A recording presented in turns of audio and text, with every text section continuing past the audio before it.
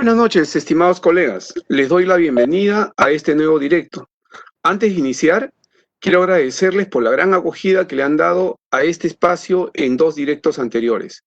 Es un honor presentarme en este espacio y poder transmitirle información valiosa que los ayude a ejercer su rol docente en este reto que se nos ha propuesto con la emergencia sanitaria que estamos viviendo hace más de 2 meses. Mi nombre es Julio Acuña. Soy profesor y especialista pedagógico de la Dirección de Formación Docente en Servicio, y en nombre del Ministerio de Educación quiero agradecerles por el liderazgo con el que han asumido este desafío y el entusiasmo que muestran por aprender más sobre las particularidades de nuestro rol como docentes en la modalidad a distancia. Hoy vamos a conversar sobre la retroalimentación, su relación con la evidencia de aprendizaje en el proceso de enseñanza e importancia para el progreso de los aprendizajes de nuestros estudiantes. Hemos elegido este tema con base en el análisis de las dudas y sugerencias dejadas por ustedes mismos en la caja de comentarios de los directos anteriores.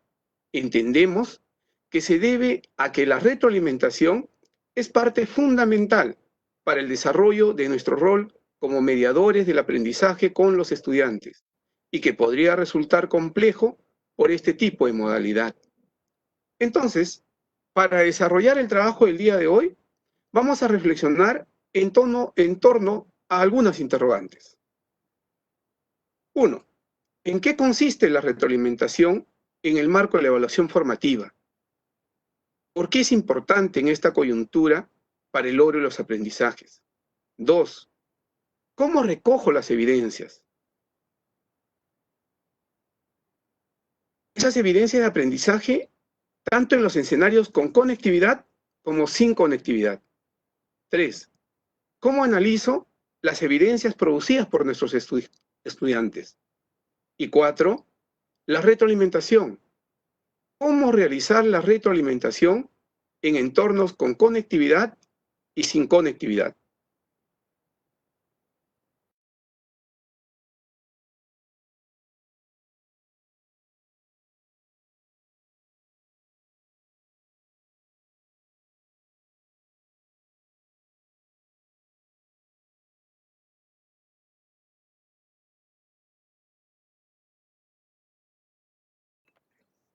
Muy bien, vamos a ver entonces en qué consiste la retroalimentación en el marco de la evaluación formativa y por qué es importante en esta coyuntura para el logro de los aprendizajes.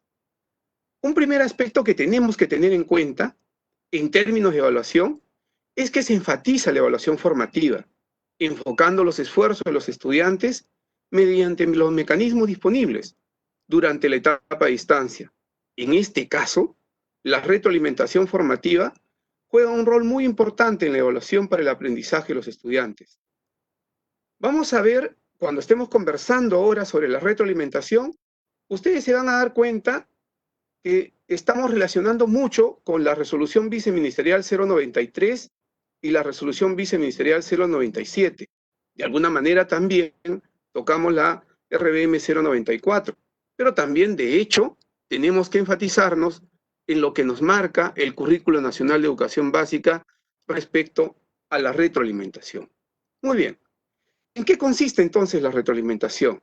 Consiste en devolver a la persona información que describa sus logros o progresos en relación con los criterios de evaluación.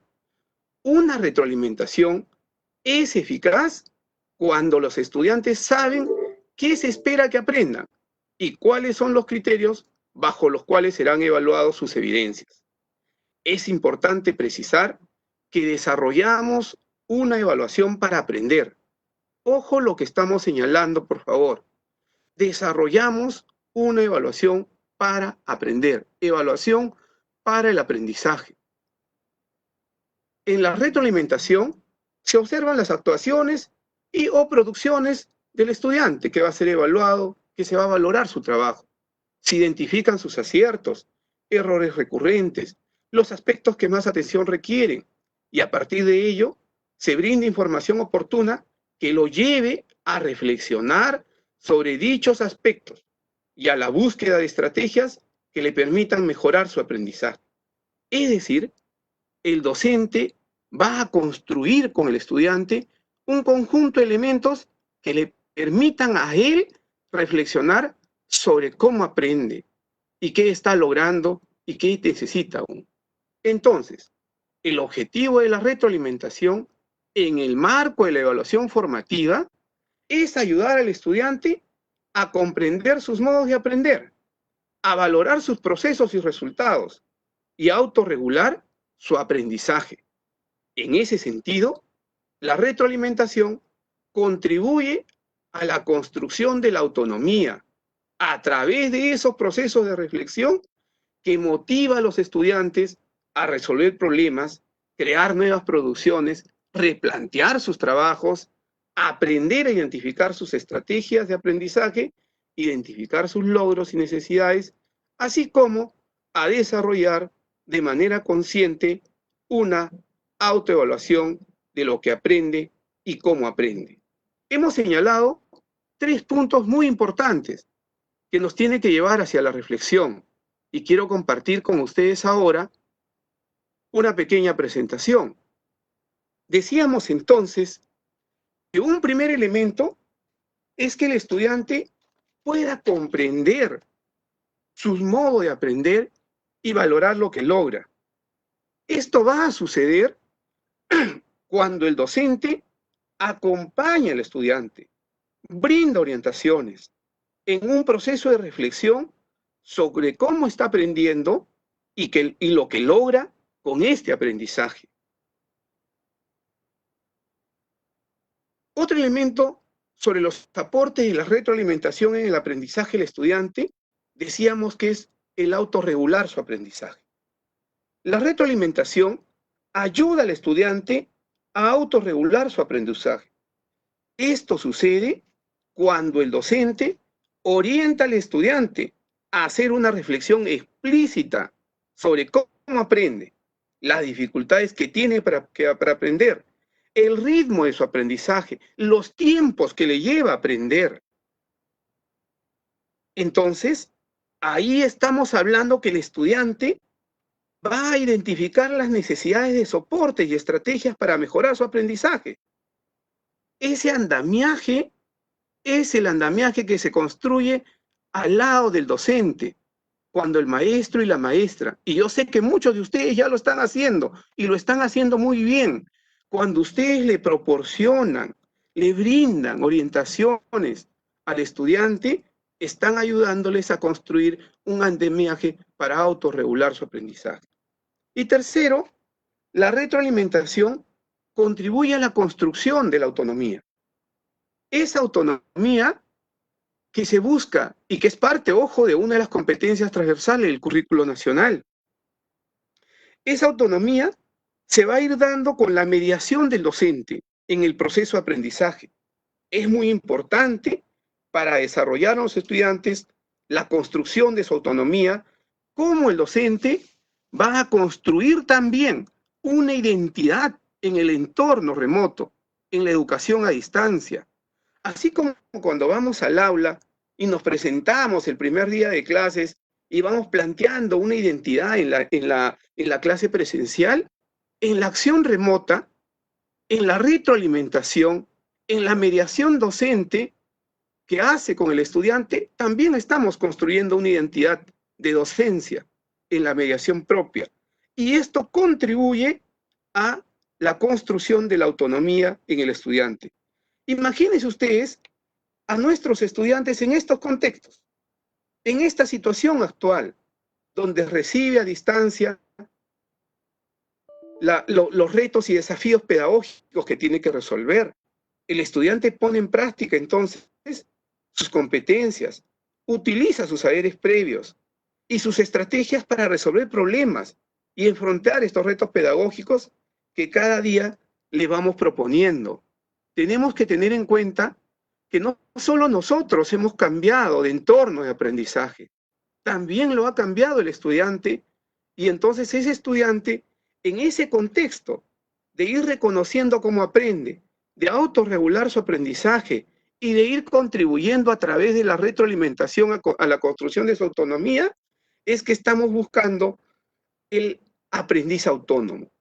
Y para ello yo quiero más bien citar, porque es una propuesta que ya está trabajada, de una autora que nosotros conocemos, Rebeca Anijovic.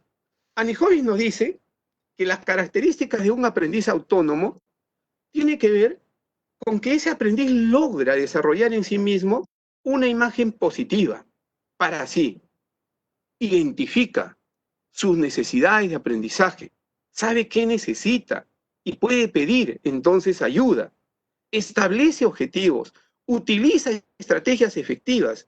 Y eso es claro, ojo, colegas, en este entorno remoto, el estudiante recibe las orientaciones, sea por la transmisión radial, la TV o la plataforma digital, pero él es quien va a utilizar las estrategias efectivas para lograr los objetivos que se plantean. Y en ese contexto va a optar por diferentes alternativas en su actuación. Él es el que decide la actuación que va a optar para poder resolver. Planifica el camino más efectivo, autorregula su aprendizaje, comprendiendo su ritmo, sus capacidades, sus fortalezas, sus debilidades, administra su tiempo, solicita la colaboración con los otros y de los otros. Ahí entramos muy fuerte nosotros como maestros y maestras. Las orientaciones que nosotros brindamos, lo que nosotros vamos dando como retroalimentación, le va a ayudar al estudiante.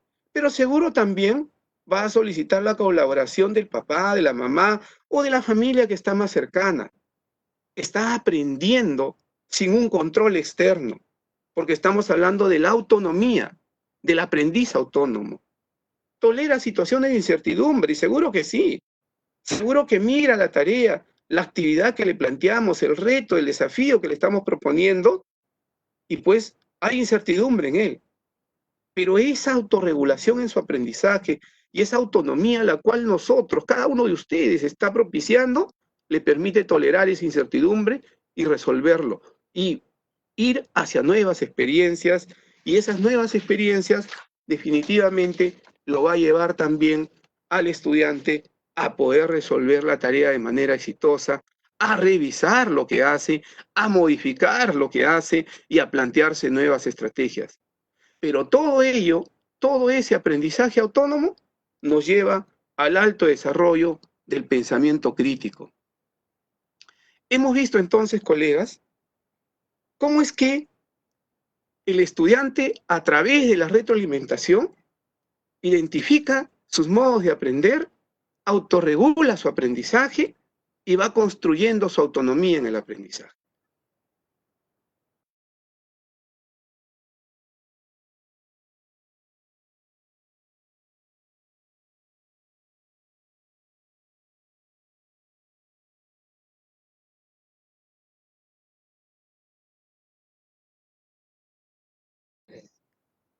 Bien, maestros y maestras, vamos a pasar ahora a cómo recojo y analizo las evidencias producidas por nuestros estudiantes.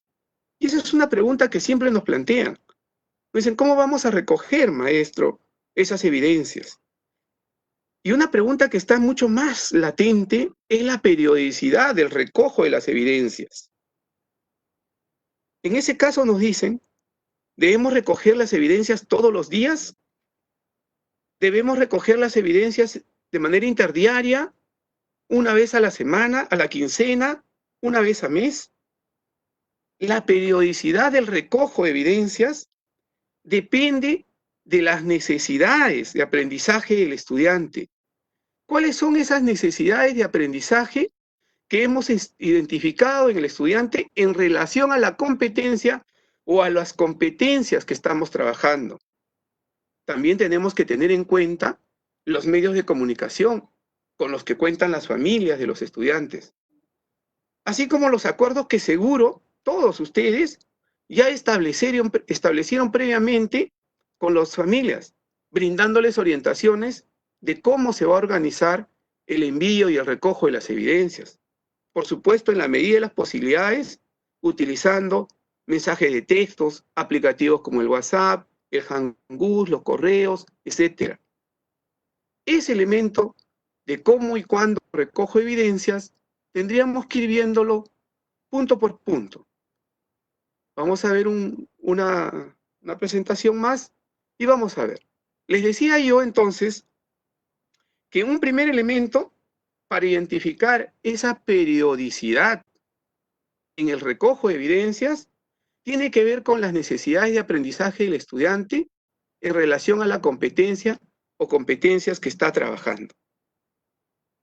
Un segundo elemento son los medios de comunicación con los que cuentan las familias y los estudiantes, los acuerdos que se han establecido previamente y las orientaciones que ustedes brindan a las familias para organizar el envío de esas evidencias. No se olviden que nuestro rol como mediador, como experto, como facilitador del aprendizaje, se da en esa relación, no solo con la familia, sino también en la relación que vamos construyendo hacia el estudiante.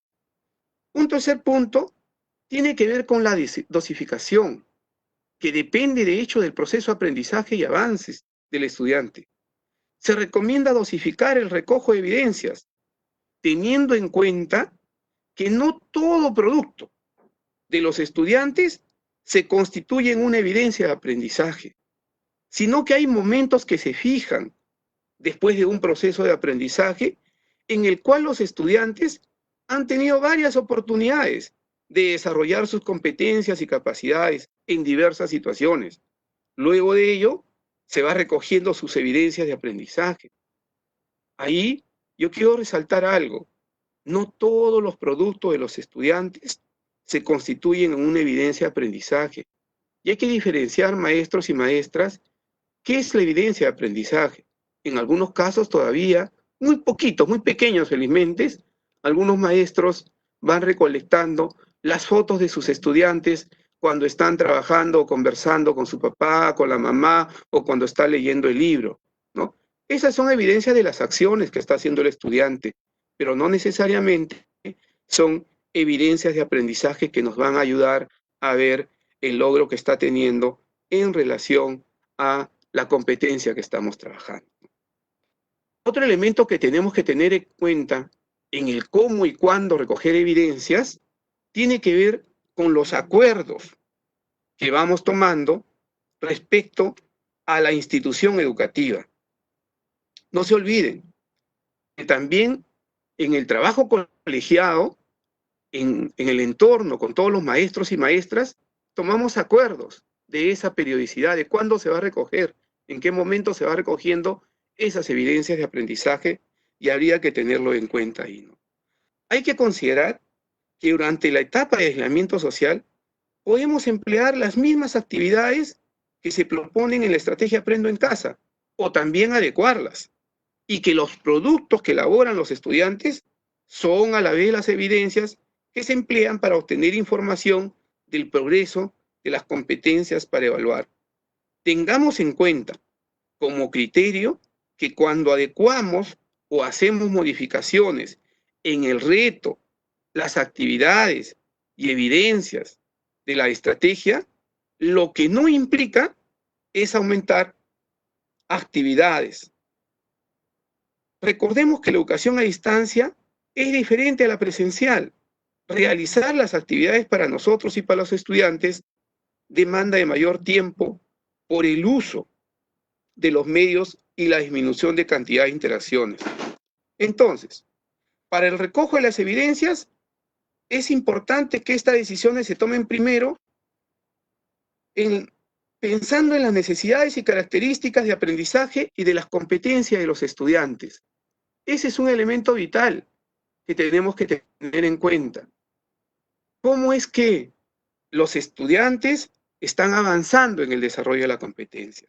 Un segundo aspecto está en relación al acuerdo, eso ya lo dijimos, que han tenido ustedes con las familias de los estudiantes para recoger y para enviar esas evidencias. Y lo tercero tiene que ser el acuerdo tomado de manera colegiada a nivel de la institución educativa. Es muy importante también hacer hincapié a las familias con respecto al portafolio que el estudiante está organizando con sus evidencias, como resultado del desarrollo de las actividades. El portafolio se constituye en un organizador que porta las evidencias del progreso de las competencias. Estos productos se encuentran ordenados por fechas, con sus datos personales. Pero es importante también señalar que el portafolio no tiene que ser un folder. Puede ser un sobre grande, elaborado por los niños con su familia, una bolsa de papel con etiqueta. Puede ser también un espacio virtual. Si el estudiante está en la capacidad de organizar un drive con todas sus evidencias, ¡qué bien! Y ese es su portafolio. La idea es no exigir que sea como clásicamente se ha usado, un folder. Usemos todos los recursos que tengan los estudiantes, evitando estrés por un gasto innecesario que los estudiantes usen, que ellos mismos con su familia decoren, le pongan su nombre y que estén atentos a guardar esos productos. Muy bien, hemos visto entonces aspectos respecto al recojo de las evidencias, la periodicidad, el hecho de los acuerdos comunes con la familia, tener en cuenta los avances que tiene el estudiante respecto a la competencia, también los acuerdos del trabajo colegiado en la institución educativa. Veamos ahora el análisis de evidencias. Yo les preguntaría a todos ustedes, ¿qué es lo primero que tenemos que hacer? ¿Qué debemos hacer cuando vamos a analizar una evidencia? ¿Qué tendríamos que tener en cuenta primero? ¿Qué dicen ustedes? Sí, estamos de acuerdo. Lo primero que tendríamos que tener en cuenta son las competencias. Las competencias que vamos a valorar. Y en las competencias lo que nos preguntamos es ¿qué implica esa competencia para el estudiante? ¿Qué le está exigiendo al estudiante? Pero también ¿qué implica para el docente? Porque el docente es el que va a la retroalimentación en el marco de esa competencia. Pueden encontrar ustedes en cada una de las actividades, sesiones que se van trabajando, estas competencias en la guía docente para la programación semanal. Un segundo aspecto viene a ser el producto de los estudiantes y los criterios de evaluación. En este caso, para la revisión del producto, los estudiantes ya conocen qué le ha exigido la experiencia de aprendizaje, porque se le plantean los propósitos. Y ustedes también tienen que tener en cuenta esos elementos que son claves para ellos. Un tercer paso es describir el progreso, y para eso nos ayudamos de los estándares de aprendizaje. El estudiante, pues entonces, tiene que describir poco a poco, con ayuda de ustedes, lograr ver cómo está progresando, de qué manera progresa, y ustedes tienen que ayudarse de los estándares de aprendizaje. Por último, siempre hay que tener en cuenta que la retroalimentación tiene que ser pertinente y oportuna en el análisis, tanto en el tiempo como en el análisis que ustedes hacen de esa misma retroalimentación. Un punto importante en el recojo y análisis de la evidencia de aprendizaje es que tenemos que ser pertinentes y oportunos, cuidando siempre de respetar los canales de comunicación previamente establecidos a través de las evidencias de aprendizaje que compartan sus estudiantes. Desde ahí, ustedes realizan la retroalimentación formativa. Pero ojo, yo quiero dejar bien en claro, no estamos diciendo que la retroalimentación se hace al final de la actividad de aprendizaje, cuando me entregan las evidencias. En realidad, ustedes como mediadores del aprendizaje realizan retroalimentación en todo el proceso del aprendizaje.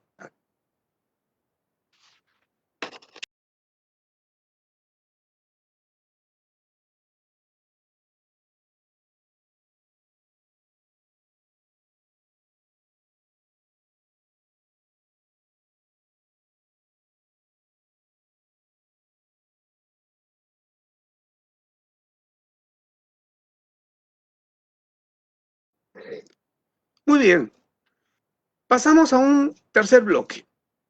Pero no quiero pasar al tercer bloque sin que ustedes tengan relación con lo que hemos visto anteriormente. Primero, nos hemos ubicado en la retroalimentación y la importancia de la retroalimentación en esa autonomía que va logrando el estudiante en su aprendizaje. Segundo, hemos visto cómo recogemos, cuándo recogemos las evidencias y el análisis de las evidencias. Y ahora vamos a entrar a lo que es la retroalimentación y cómo realizar la retroalimentación en escenarios con conectividad y sin conectividad. Un primer elemento, entonces, es cómo podemos retroalimentar. ¿De qué manera vamos a retroalimentar? Y la retroalimentación puede ser ofrecida a los estudiantes de diversas formas, a través de preguntas, con descripciones del trabajo realizado, ofreciendo comentarios, ofreciendo sugerencias, o también en algunos casos modelando, porque también nosotros podemos modelar. Permítanme compartir otra diapositiva para ir reflexionando sobre lo que estamos conversando. ¿Cómo podemos retroalimentar? A través de preguntas, por supuesto.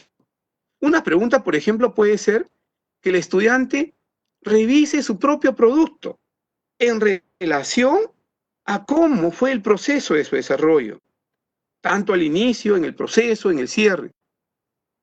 Otro es la descripción del trabajo realizado en función al propósito que tenía, a la competencia que tenía que trabajar. También podemos ofrecer comentarios que valoren los avances y los logros. Esos comentarios que van dirigidos a describir al estudiante dónde se encuentra, cómo está progresando, y esa experiencia de aprendizaje, cómo lo está llevando cada vez más a avances y a progresos. No hay necesidad de comparar el trabajo del estudiante con otro, simplemente que valoren, comentarios que valoren los avances y los logros.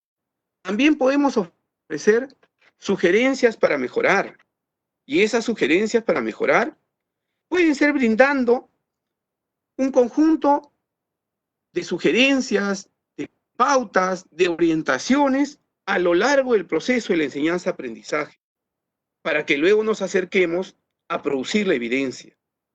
Ojo, les reitero lo que les decía hace un momento, no vayamos a creer o construir la idea que la retroalimentación solo se hace al final de la actividad, para nada. El proceso también tiene que servir como momentos para retroalimentar. Y ahí viene con mucha fuerza la mediación docente, lo que ustedes están trabajando. Y sé que ustedes, muchísimos de ustedes, están haciendo valiosísimas intervenciones para comenzar poco a poco a mejorar y a proyectar su presencia como mediador, como experto, dando una retroalimentación constructiva, pero también oportuna, porque no basta con retroalimentar, sino también que esa retroalimentación sea oportuna. Por último, ofrecer modelos de referencia. En este caso, nosotros también, si creemos que el estudiante necesita algún modelo que le pueda servir como ejemplo, lo podemos dar. Esos procesos son los que ustedes van decidiendo, maestros y maestras. ¿Cómo desarrollar esta retroalimentación? ¿En qué momento plantearlo con preguntas? ¿En qué momento describir mucho más el trabajo? ¿Qué comentarios le voy a ofrecer? Pero comentarios que valoren el logro y que le propongan propuestas de mejora. Ofrecerle sugerencias, claro que sí. Y en algunos casos, plantearle modelos para que pueda ir aprendiendo. El estudiante tiene diversos retos, así como nosotros. Nosotros mismos tenemos un conjunto de retos al cual nos hemos ido moldando.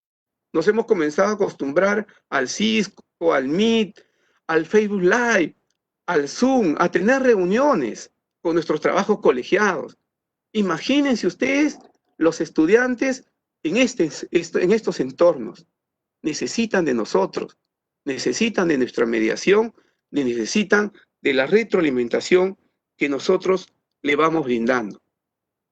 Y para esa retroalimentación tenemos que mirar entonces los escenarios en los cuales nos vamos desarrollando.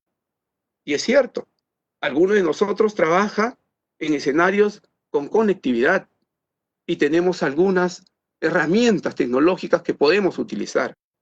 Pero también es cierto que hay otros maestros y maestras que trabajan en escenarios sin conectividad.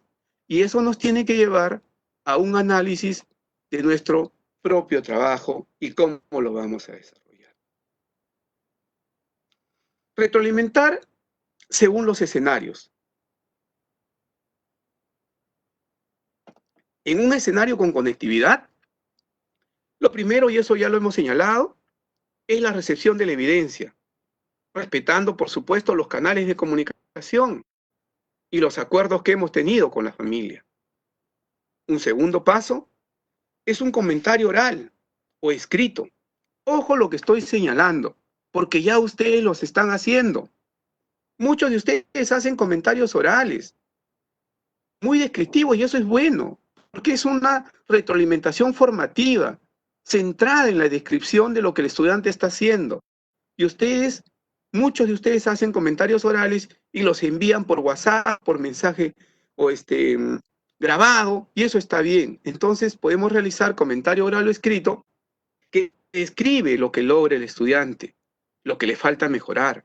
Hay que usar las diferentes formas de retroalimentación que ya hemos estado comentando. Las preguntas, las descripciones, los comentarios que valoran los avances, los logros, las sugerencias, los modelados. Esas formas de retroalimentación que se ajusten mejor a la comprensión de los estudiantes.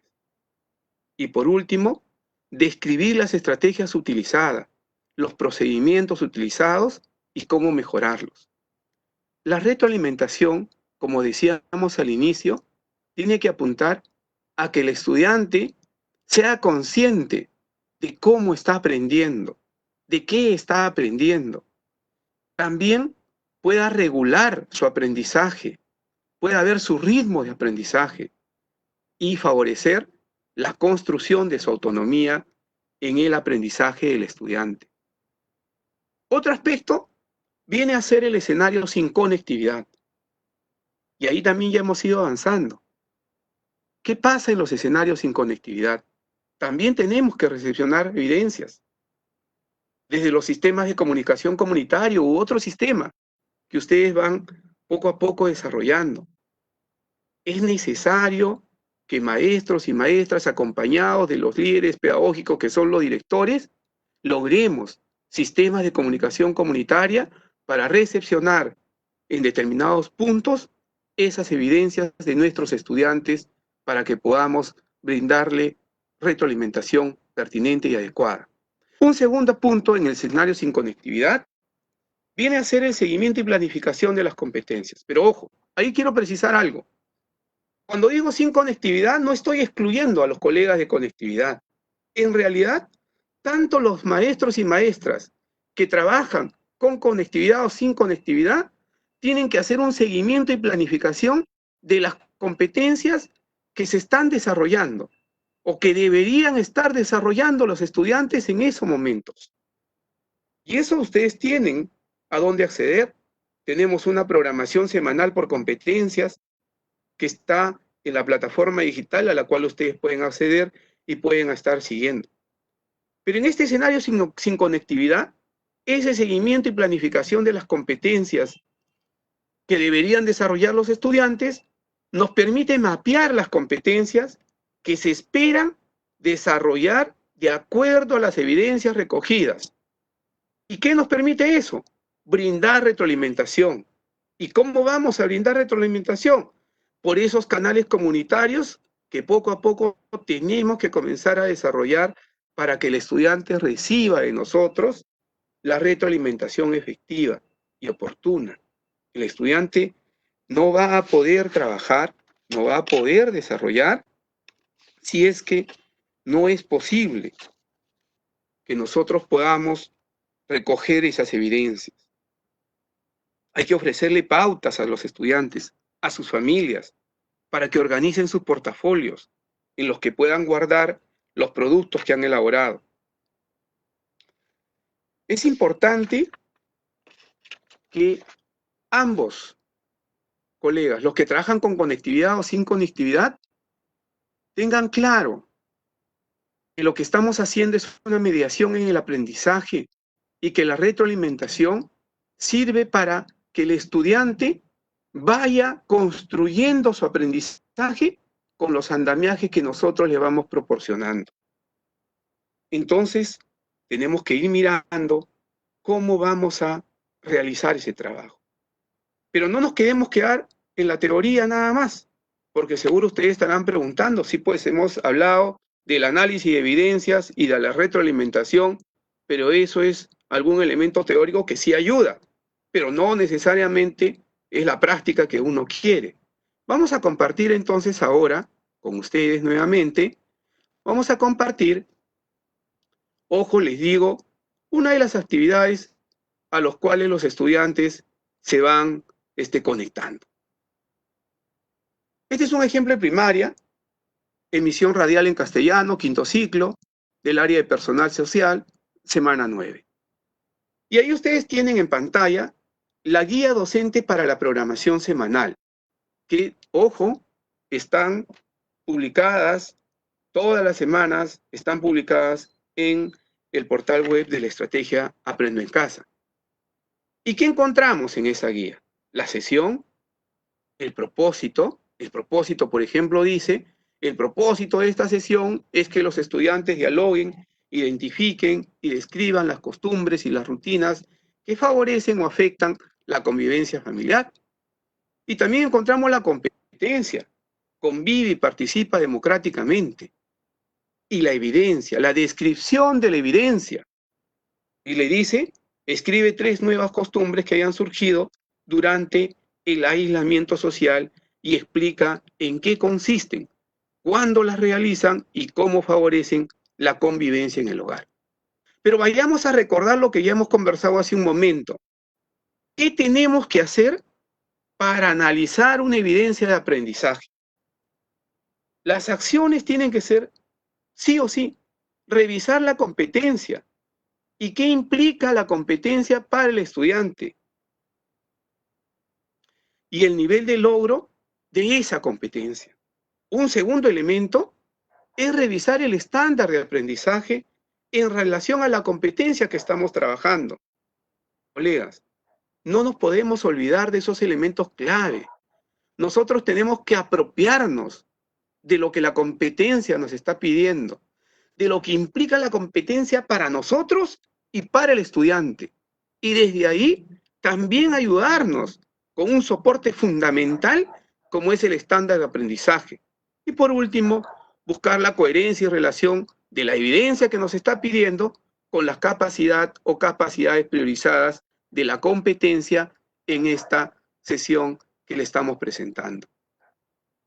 Veamos ahora un ejemplo de retroalimentación. Y seguimos, ojo, sí les quiero decir, por favor, no perdamos de vista esta sesión que hemos escrito hace un momento. No podemos perder de vista esa. Vayamos a ver el ejemplo de retroalimentación. Seguimos en una emisión radial en castellano, quinto ciclo, personal social, semana 9. Y ahí está el trabajo de Sheila. Dice ella, para convivir en familia. En mi familia tenemos acuerdos para una mejor convivencia. Estas son saludarnos en las mañanas, ordenar nuestros cuartos, ayudar con la limpieza de la casa, preparar el lugar para escribir mis clases, cuidar y ayudar a mis abuelos. ¿Qué nos estaba pidiendo la descripción de la evidencia? ¿Qué nos pide la descripción de la evidencia? Dice, escribe 3 nuevas costumbres que hayan surgido durante el aislamiento social y explica en qué consiste, cuándo las realizan y cómo favorecen la convivencia en el hogar. ¿Cómo voy a analizar esa evidencia? Ya lo dijimos. Tenemos que tener muy clara la competencia, el estándar, las capacidades que estamos trabajando o la capacidad que estamos trabajando en este caso. Quiero antes de seguir, siempre reflexionar con ustedes que no estamos dando un ejemplo de análisis global de la competencia, porque solo hemos tocado una sesión y no un conjunto de sesiones que seguro se han desarrollado dentro del marco de esa competencia. Pero sí creemos que es importante para que nosotros vayamos comprendiendo cómo vamos a dar la retroalimentación a nuestros estudiantes. Entonces, frente a la evidencia y a las especificidades y a los criterios que la evidencia me está planteando, le vamos a decir, Sheila, en el trabajo presentado, has logrado asumir nuevas responsabilidades. Y lo ha precisado ella, y eso está clarísimo, ustedes lo pueden ver en el trabajo, en el punto 4, cuando ella dice, preparar el lugar para escribir mis clases. Y miren, está identificando ese nuevo escenario de vida que tiene para aprender, porque prepara el lugar para escribir, para trabajar, para estudiar sus clases. Y en el punto 5 dice, cuidar, ayudar a mis abuelos. Seguro que en este aislamiento social, ella también es parte y colabora en el cuidado de sus abuelitos. También ha logrado identificar acuerdos que contribuyen a tener una buena convivencia en el hogar. Y eso lo podemos ver en el global de la evidencia, porque ella misma señala, tenemos acuerdos, dice, para una mejor convivencia, saludarse, ordenar los cuartos, ayudar en la limpieza. Entonces, vamos identificando y vamos escribiendo lo que Sheila logró. Pero también nos vamos a dirigir a Sheila y le decimos, Sheila, para mejorar el trabajo, ¿podrías explicar un poco más en qué consisten esos acuerdos que señalas?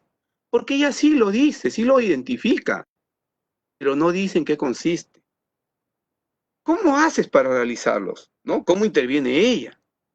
¿Crees que han ayudado a tener una mejor convivencia en casa? ¿Esos acuerdos a los cuales ella se relaciona? ¿Crees que hay otros acuerdos que ayudarían a tener una buena convivencia en casa? Le vamos planteando entonces a Sheila algunas preguntas que le permitan reflexionar cómo ir mejorando su trabajo, cómo ir ampliando ese trabajo. Colegas, es importante entonces que tengamos en cuenta el proceso que hemos llevado a cabo hasta este momento, Y siempre tenemos que ir ubicándonos en el contexto. Hemos hablado sobre la retroalimentación, la importancia de la retroalimentación en el aprendizaje del estudiante. Por lo tanto, estamos hablando de la importancia de la mediación docente, del rol docente en el proceso del aprendizaje del estudiante en estos entornos a distancia, tanto en conectividad o sin conectividad. También hemos hablado sobre el recojo de las evidencias y el análisis de la evidencia. Y por último, nos hemos detenido un poco más en la retroalimentación. Y hemos visto con un pequeño ejemplo sobre cómo vamos a retroalimentar a nuestros estudiantes y de qué manera nosotros podemos ir cada vez más y más aportando a construir una identidad docente en ese entorno nuevo en el cual estamos trabajando con los estudiantes.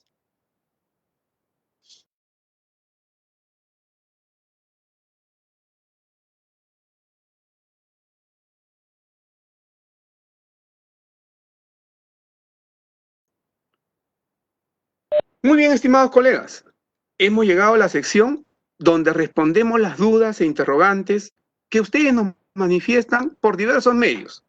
Hemos analizado las preguntas, son bastantes por cierto, en búsqueda de aquellas que tienen mayor frecuencia y les reiteramos nuestro compromiso por hacer lo posible por responder todas sus preguntas.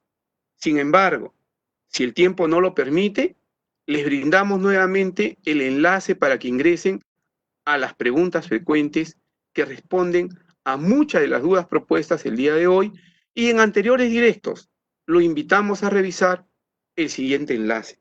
Quiero ahora más bien que me permitan solo un momentito para llevarlos hacia el trabajo de... No lo tengo, permítame un momento. Quiero compartir acá. Aprendo en casa. Muy bien, ya estoy y estoy compartiendo con ustedes Aprendo en casa. Quiero que vayamos a ver, porque ustedes seguro dicen, bueno, pues hay cantidad de preguntas que se han planteado ahora, ¿sí? Pero también les digo que cada vez que ustedes hacen preguntas, nosotros los respondemos. A veces no directamente aquí en este enlace, pero pueden encontrarlo aquí en Encuentra orientaciones. Entran en orientaciones, entran a docentes, ingresan, y aquí arriba en la derecha dice necesitas ayuda. Y aquí pueden encontrar ustedes las preguntas frecuentes, es decir, aquellas preguntas que ustedes hacen y que tal vez por el tiempo no los podemos responder aquí. Puedes ver, por ejemplo, si ustedes entran, aquí está, en planificación, hay un conjunto de preguntas que ustedes han realizado y que están con respuestas. Ahí están las respuestas que ustedes pueden encontrar algunas de sus dudas. Pero ¿qué sucede si en estas preguntas frecuentes ustedes no encuentran la pregunta que ustedes tienen, la duda que ustedes tienen? También pueden ir al formulario de consultas, que ya es individual. No necesitan poner su nombre, suficiente su DNI, pero sí tienen que colocar, ojo, su correo electrónico para que puedan recibir directamente una respuesta. Quería solo un momentito compartir ese espacio con ustedes porque me parece interesante que sepan que pueden acudir a estas preguntas frecuentes o hacer también consultas directamente a través del formulario de consultas. Muy bien, vamos a responder algunas preguntas, ¿ya? Acá tengo la pregunta de una maestra que me dice, ¿es correcto si pido a los padres de familia que envíen todos los días sus evidencias al grupo de WhatsApp? ¿Qué dicen ustedes? ¿Qué hemos estado viendo ahora, justamente cuando estábamos trabajando nosotros sobre la periodicidad, ¿no? No necesariamente, ojo, no necesariamente se deben solicitar evidencia todos los días, porque depende del momento en el que se encuentre el estudiante en el proceso de aprendizaje. Pero eso sí, los estudiantes van desarrollando sus evidencias de sesión en sesión. Esta decisión de la periodicidad ya lo conversamos con ustedes. Tiene que ver con el diagnóstico que han trabajado ustedes, con el desarrollo de las competencias que se han planificado desarrollar a través de las experiencias de aprendizaje. Entonces, esto significa que se solicitarán evidencias cuando el estudiante ha tenido tiempo de desarrollar los aprendizajes que se esperan de él. Se recomienda dosificar el envío de evidencias, las mismas que deben guardar relación con las competencias planificadas y el progreso que va manifestando el estudiante. Es muy importante que tanto la frecuencia como el medio por el cual se presentan las evidencias estén en común acuerdo con las familias, respetando las condiciones de acceso tecnológico. Pero también, ojo, tiene mucho que ver los acuerdos que se han tomado de manera colegiada a nivel de la institución educativa. Muchas gracias a la maestra por su pregunta. Acá tenemos otra pregunta interesante porque es bastante compleja, por si acaso, ¿eh? Nos dice, ¿qué estrategias o acciones debe realizar el docente ante la situación de los estudiantes que solo reportan ingreso a los multicanales, pero que no envían ningún producto de evidencia de su aprendizaje?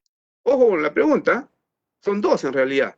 Uno dice, ¿qué tiene que hacer el maestro? Porque el estudiante sí ingresa, sí reporta ingreso a alguno de los multicanales, TV, web o radio, pero no envía el producto de evidencia de su aprendizaje. En ese caso, el docente, con el apoyo del equipo directivo, debe establecer una estrategia de comunicación directa o comunitaria con las familias de los estudiantes que aún no presentan alguna evidencia de su actividad de aprendizaje. Por ejemplo, es posible establecer un punto de acopio en el que las familias dejarán los portafolios con las evidencias de los estudiantes cada 15 días, cada 3 semanas, cada semana, dependiendo del tiempo acordado y de las posibilidades de desplazamiento. El docente tiene que orientar a la familia y los estudiantes para que realicen el envío de esas evidencias. Ahí quiero detenerme en algo que un maestro también me señalaba. Me decía, pero yo puedo brindar al estudiante una retroalimentación aunque no tenga la evidencia. ¿Eso es cierto? ¿Yo puedo brindar retroalimentación al estudiante aunque no tenga la evidencia? La pregunta sería entonces, ¿sobre qué voy a dar retroalimentación?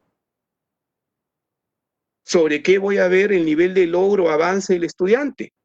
Lo que yo puedo dar en ese caso son orientaciones, ayudas, pero no estoy brindando retroalimentación.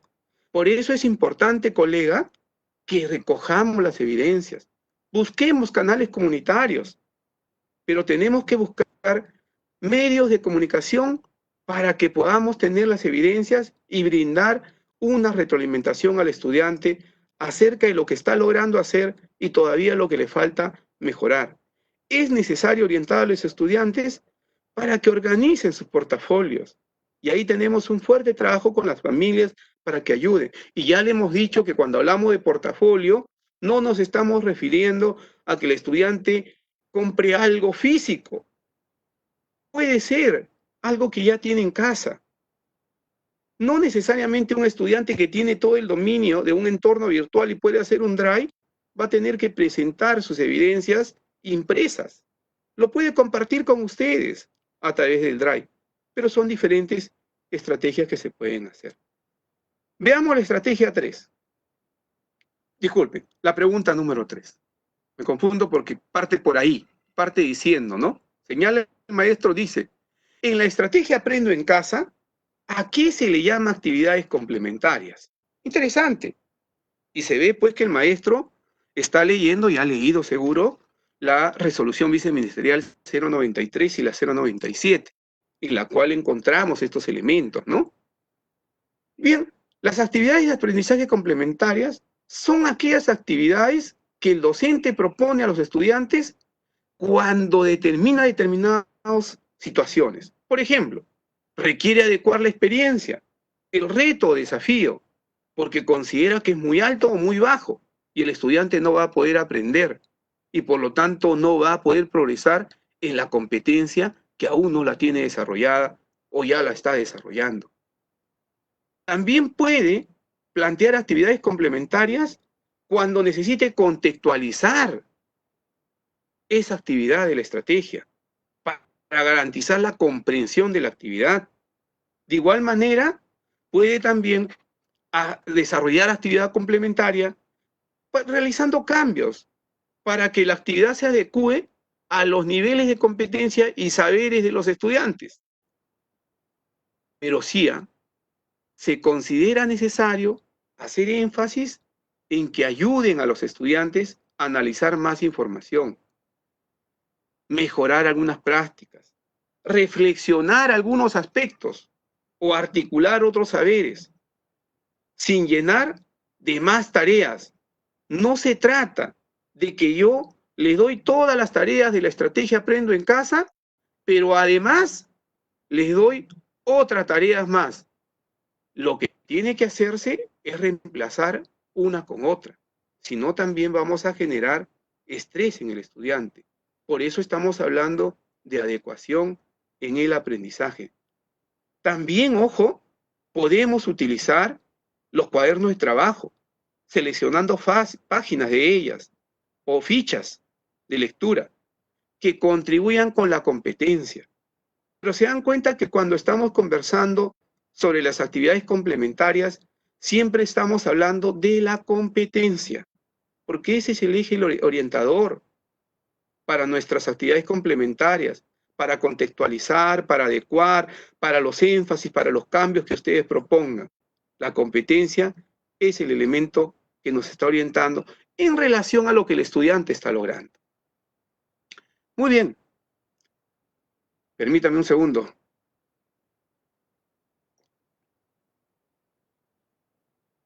Una pregunta más. Dice, ¿es necesario comunicarse con los padres de los estudiantes de secundaria para ver si estos están siguiendo las clases o lo puedo hacer directamente con los estudiantes a través de su celular?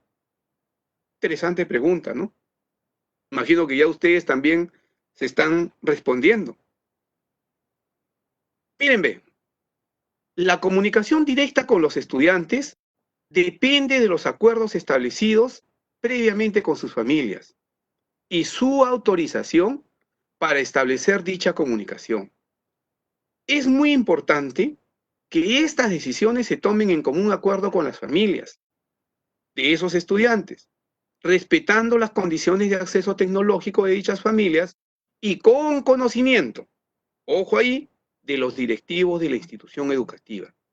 Adicionalmente, se sugiere organizar momentos específicos destinados a la escucha y acogida de las inquietudes de los estudiantes y sus familias, como parte de nuestro rol docente, de acuerdo con las preocupaciones generadas por la situación actual de cuarentena, la falta o poco acceso a los canales de web, radio, TV, que los afecta y afecta la participación del estudiante en sus actividades.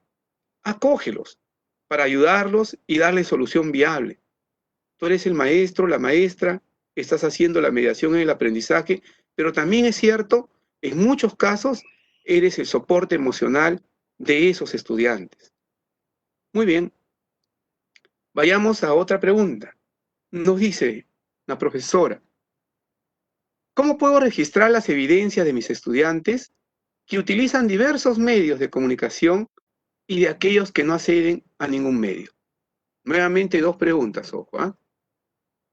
Me pregunta, ¿cómo registra las evidencias si sus estudiantes utilizan diversos medios? Es decir, tiene un aula y los estudiantes, hay un grupo que trabaja en la web, hay otro grupo que trabaja con TV y hay otro grupo que trabaja con radio. Y también hay algunos que no acceden a ningún medio. Complicada la situación, ¿no? Pero miren, ve, la forma de registrar las evidencias, sin que sea una dificultad del medio que se emplee, debe seguir la misma orientación que se aplica cuando se trata de un único medio o canal de comunicación. La diferencia estará en que es posible que, dadas las diferentes experiencias de aprendizaje, los estudiantes manifiesten progresos de la competencia a través de diferentes evidencias. Eso sí, va a ser más exigente para el maestro, para la maestra. Pero el registro de la evidencia es única, porque es la misma competencia la que está trabajando. La diferencia estará en el tipo de evidencia que presente el estudiante y eso le exige más bien al maestro, a la maestra, una mayor dedicación para dar la retroalimentación. Ya dijimos también hace un momento que en el caso de que no sea posible la comunicación con las familias, hay que hacer seguimiento a las actividades que desarrollan a través de las sesiones radiadas o televisivas, para contar con los insumos de ese trabajo que posteriormente podemos revisar. Hay que recoger las evidencias por esos canales comunitarios o cualquier otro que ustedes hayan ideado. Y he visto de verdad publicaciones de muchos maestros y maestras y quedo muy alegre, muy satisfecho, porque han usado ustedes canales de comunicación distintos y variados, pero tienen contacto con las familias de sus estudiantes y sé que están haciendo un buen trabajo y cada vez mejor. Por eso espero que esta transmisión, este directo, nos vaya ayudando. Vayamos con una última pregunta y les pido disculpas nuevamente por no responder a todas porque son muchísimas, pero ya les dije que en las preguntas frecuentes o en las consultas directas también podemos seguir atendiéndolos. Nos dice acá el profesor, nos dice, ¿cómo se realiza el monitoreo a los estudiantes? Y ahí hay que recordar lo que nos plantea la resolución viceministerial 097, que detalla que una de las acciones a tener en cuenta por el profesor, por la profesora, para el desarrollo de las actividades pedagógicas es el monitoreo. El monitoreo, entonces, es el seguimiento, al avance de los estudiantes a través de los medios de comunicación establecidos con ellos, para que les cuente cuáles son sus dificultades, cómo desarrollan las actividades, qué aprendizajes han desarrollado, qué ayudas o soportes requieren.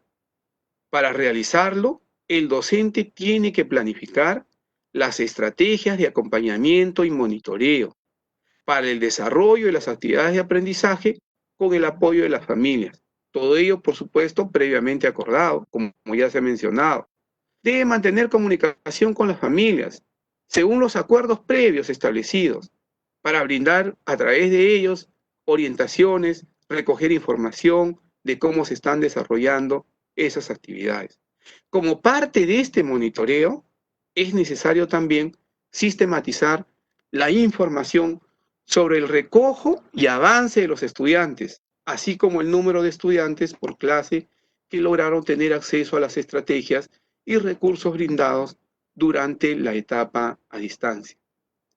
Maestros y maestras, les agradecemos por todas las las preguntas que hay. No podemos responder a todas, pero espero haber respondido a algunas que creo que son las más recurrentes.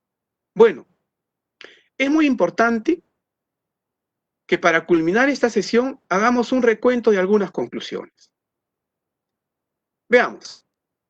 La primera conclusión, la retroalimentación es parte fundamental de la evaluación formativa. ¿Y en qué consiste la retroalimentación? En la devolución de información a una persona, al estudiante, en la que se describe sus logros o oportunidades de mejora en relación con los criterios de evaluación. Ayuda a comprender modos de aprender, a valorar procesos, resultados, a autorregularse y orientar al estudiante hacia la autonomía de su aprendizaje. Una segunda conclusión es que el recojo y análisis de evidencia nos permiten tener acceso a información valiosa para realizar una retroalimentación oportuna, apropiada y precisa, sabiendo qué ha logrado el estudiante y qué le falta para mejorar. Por último, la tercera conclusión que podemos precisar ahora, es importante realizar una retroalimentación formativa, elaborando un comentario en el que se describe lo que el estudiante aprendió en la actividad o lo que necesita ser mejorado, mencionando las estrategias utilizadas para aprender y provocando la reflexión, metacognición o metaaprendizaje del estudiante.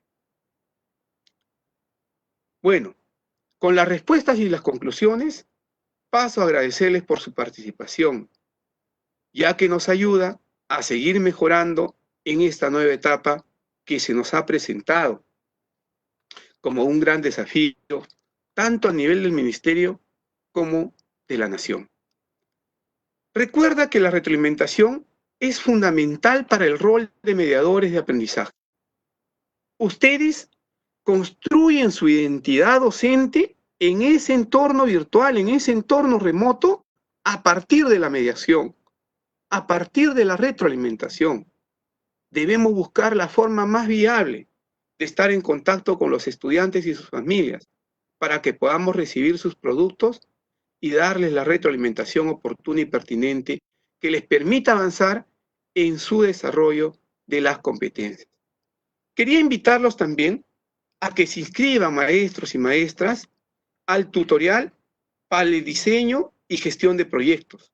Ya está, por si acaso, en el portal de Perú Educa la preinscripción para el tutorial para el diseño y gestión de proyectos. Asimismo, también los invitamos al curso de competencia digital. No quiero despedirme, colegas, maestros, maestras, sin agradecerles por su valiosa participación y entusiasmo por este tipo de actividades. Nos motiva a esforzarnos mucho más, a estar con ustedes mucho más cerca. Muchas gracias y hasta una próxima oportunidad.